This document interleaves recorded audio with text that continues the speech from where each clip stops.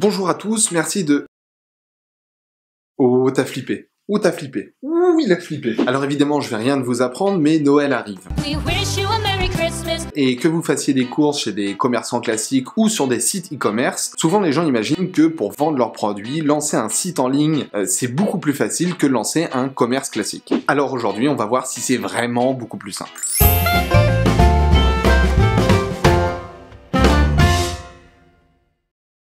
Alors attention, aujourd'hui je vais parler que des pure players. Les pure players, c'est ceux qui vendent uniquement en ligne. Parce qu'évidemment il y a des commerces qui ont commencé classiquement, comme par exemple, je sais pas, Darty, et qui maintenant a un site en ligne, et en fait ça lui fait simplement un autre canal de distribution. Là, on va essayer de comparer vraiment ceux qui vendent dans des commerces classiques et ceux qui vendent en ligne. Même si évidemment il y a de moins en moins de commerçants qui ne vendent que dans leur boutique. Dans un premier temps, quels sont les avantages du e-commerce? Pour le consommateur, déjà, il y a un énorme gain de temps. Le mec n'a pas besoin de se déplacer, il ne fait pas la queue, il peut comparer ses produits rapidement, autant dire que l'achat est considérablement facilité. Il n'a pas non plus la pression par les vendeurs qui lui disent « Je peux vous aider ?» Et puis le gros avantage pour lui, c'est que c'est une boutique qui est ouverte 24 heures sur 24 dans le monde entier. En plus de ça, le site est actualisé en temps réel. Bref, tout ça fait que c'est vraiment beaucoup plus pratique pour l'utilisateur. Mais il y a aussi des points faibles. Par exemple, les gens n'aiment pas forcément qu'on trace leur ordinateur grâce aux cookies pour leur envoyer de la pub après sur les autres sites. Mais sur internet, on n'a pas la possibilité de discuter avec quelqu'un. Alors évidemment, il existe les chatbots, mais en revanche, on n'a pas ce côté humain. Il y a aussi le problème de la livraison, le tarif, les délais, alors que le mec, quand il va dans un commerce classique, part avec son produit. Et quand on achète sur un site web, évidemment, il faut attendre un petit peu. Et ça pose un peu problème. Ce qui pose aussi souvent problème sur les sites e-commerce, c'est la sécurité des paiements. Même si c'est vrai que ça va de mieux en mieux et qu'on contrôle de mieux en mieux, ça peut encore arriver de se faire avoir. Et les gens sont parfois un petit peu méfiants. Quand on est un internaute et qu'on achète chez un pure player et qu'on ne connaît pas forcément le service après-vente, on peut aussi douter un peu de la qualité de ce service, si jamais notre colis arrive en mauvais état par exemple. Et le dernier point faible, évidemment, c'est qu'on ne peut pas toucher le produit, donc on ne peut pas le tester. Par exemple, pour des magasins de fringues, on ne peut pas savoir si vraiment cette robe nous va, même si c'est vrai que j'achète pas souvent de robe. Alors par exemple, un des points communs qu'on a entre le commerce classique et le e-commerce, c'est le référencement, la visibilité. Quand on veut lancer sa boutique, c'est simple, on se met en ville, de préférence dans un endroit où on nous voit beaucoup pour que les gens viennent chez nous. Et dans ce cas-là, vous possédez déjà une chose...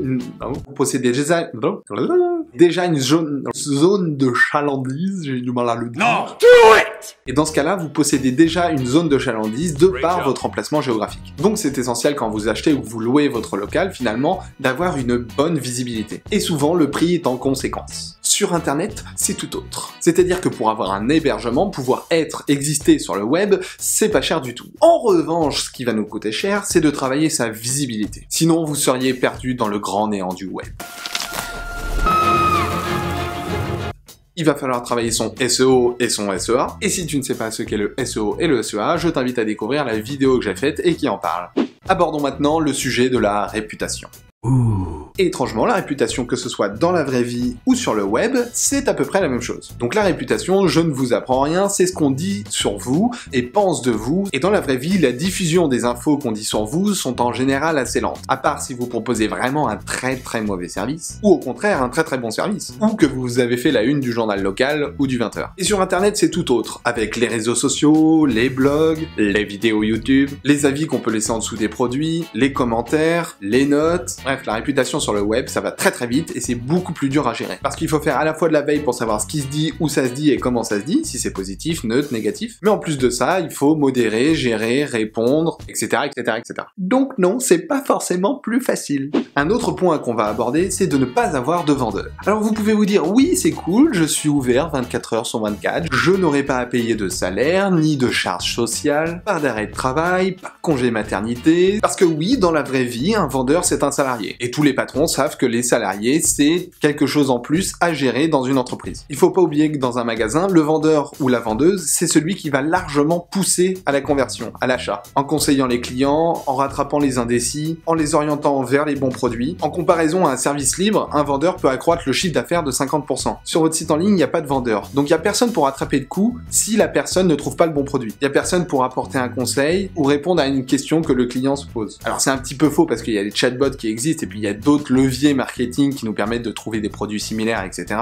Et puis il y a aussi toute la partie ergonomie pour trouver les bons produits facilement, simplement, etc. En revanche, on n'a pas le côté humain qui nous rassure et qui nous permet d'aller voir quelqu'un quand on est en galère. Et donc mettre tout ça en place, quand on y réfléchit bien, c'est pas beaucoup plus simple que d'avoir simplement un vendeur. Ça demande beaucoup de compétences, beaucoup d'analyse, beaucoup de développement, beaucoup de recherche, et tout ça finalement c'est du temps, et le temps c'est de l'argent.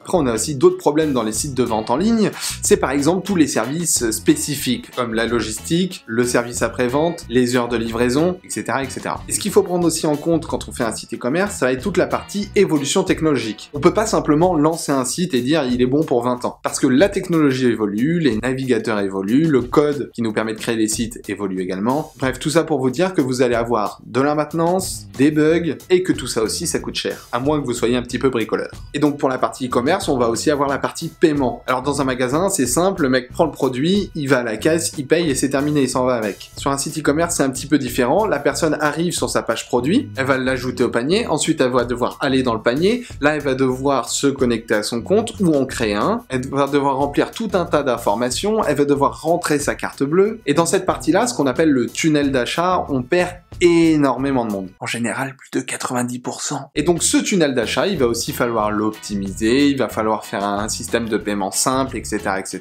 Et ça aussi, c'est beaucoup d'analyse, de tests et de mise en place avant que ça soit performant. Donc pour conclure, oui c'est certain, le e-commerce c'est en plein boom et ça ne fait qu'augmenter. Alors attention parce que justement, comme c'est en plein boom, on peut vite se faire manger par les gros sites comme Amazon, eBay, Cdiscount, Rue du Commerce. Et souvent les petits sites e-commerce qui se lancent n'ont pas vraiment les moyens, à la fois pour le développement d'un site web qui permet de rassurer le consommateur, qui soit assez performant pour le diriger directement vers les bons produits, qui ait un tunnel d'achat hyper optimisé, qui travaille suffisamment bien son SEA et son SEO. Bref, toutes ces petites choses à mettre en place pour qu'un site e-commerce marche. Souvent, quand on n'a pas trop les moyens, c'est très compliqué. Donc oui, dites-vous bien que le e-commerce, c'est du commerce avant tout. Mais ne vous dites pas non plus que c'est plus simple et moins cher que de monter une boutique. On a évidemment des problèmes similaires, mais on a aussi des problèmes différents. Et au final, que ce soit un commerçant ou un e-commerçant, on va dire qu'ils ont à peu près autant de choses à gérer tous les deux.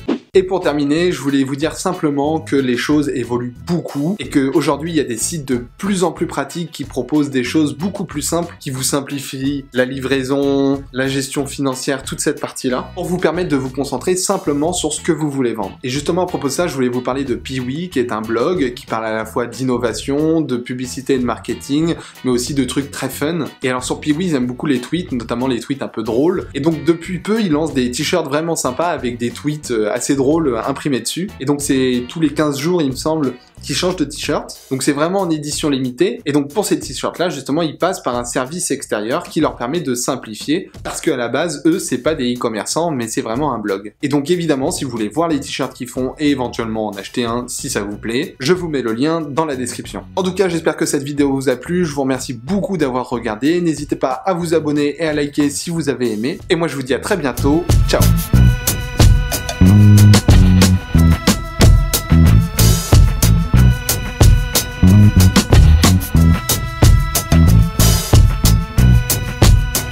Mm-hmm.